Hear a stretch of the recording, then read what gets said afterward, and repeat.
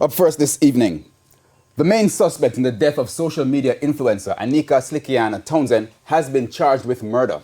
In a video statement to the press on Friday, head of the St. James Police, Senior Superintendent Vernon Ellis, confirmed that Rashawn Patterson was charged following investigations and a ruling from the Office of the DPP. Thursday, October 20th, Ms. Townsend traveled from Kingston to Montego Bay, where she was picked up by Patterson at approximately 7:30 p.m. During the course of the evening, they visited a restaurant in Hanover and a guest house in St. James.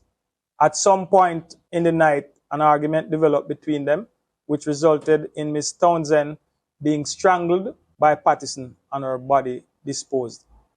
SSP Ellis says a security guard has also been charged with imprisonment of felony in relation to the murder. Patterson was arrested last week, Wednesday, at a guest house in Hanover.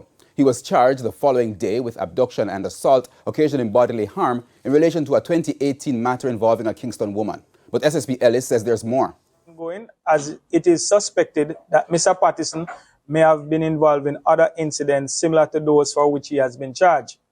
As a result, detectives are appealing to the public for any information that may assist.